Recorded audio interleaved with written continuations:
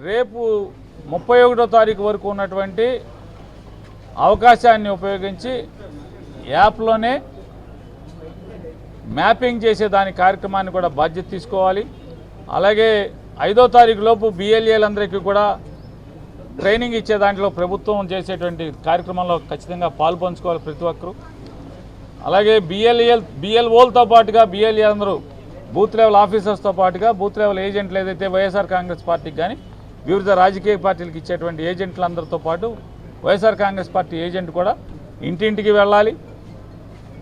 దానిలో మ్యాపింగ్ చేసే దాంట్లో లేదా ఎన్యూమరేషన్ చేసే దాంట్లో బాధ్యత తీసుకుని ప్రతి ఓటర్ని అర్హత గల ఓటర్ని కూడా ఉంచేట్టుగాను అర్హత లేని దొంగ ఓట్లను తొలగించే దాంట్లో కూడా బాధ్యత తీసుకోమని చెప్పని ఆయన దిశానిర్దేశం చేయడం జరిగింది. అలాగే ప్రభుత్వానికి కూడా అలాగే ఎన్నికల కమిషనర్ ఆంధ్రప్రదేశ్ రాష్ట్ర ఎన్నికల ముఖ్య అధికారికి కూడా వైఎస్ఆర్ కాంగ్రెస్ పార్టీ తరఫున మేము గట్టిగా డిమాండ్ చేస్తున్నాం. ఇవాళ బిఎల్ఓలతో ఎవరైతే బిఎల్ఓలు సచివాలయ ఉద్యోగస్తులను మరొకరినో ఏర్పాటు చేశారో అపాయింట్ చేశారో వారికి ఇదొక్కటే ప్రత్యేకమైన ఉద్యోగం కాకుండా రోజువారీ జ్వరాలు ఎన్ని వచ్చినాయి, ఎవరికి జ్వరం వచ్చింది, ఏ ఇంట్లో జ్వరం వచ్చింది, హెల్త్ డిపార్ట్మెంట్ సంబంధించిన సర్వేలు కానీ లేదా జనాభా లెక్కలు కానీ ఏ సర్వే అయినా ఇవాళ బిఎల్ఓల మీద వేసి మోయలేని భారంతో వెట్టి చాకరీ చేయిస్తున్నారు.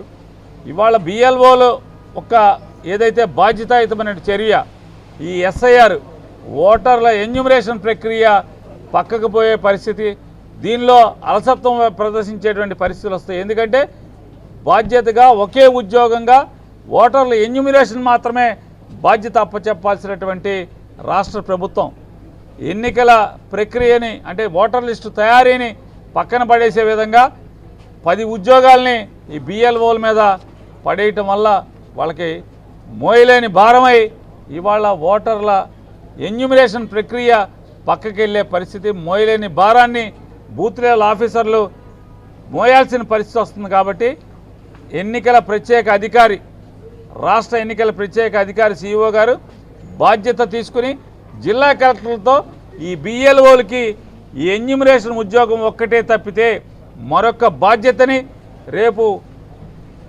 Final publication voter list final publication అయ్యేటువంటి సెప్టెంబర్ వరకు మరొక ఉద్యోగాన్ని బిఎల్ఓలకి ఇవ్వకూడదు, బాధ్యత పెట్టకూడదని చెప్పనేది ఆ చర్యని మీరు తీసుకోవాలి, మీరు పర్యవేక్షించాలని చెప్పని సిఇఓ గారిని వైఎస్ఆర్ కాంగ్రెస్ పార్టీ డిమాండ్ చేస్తుంది.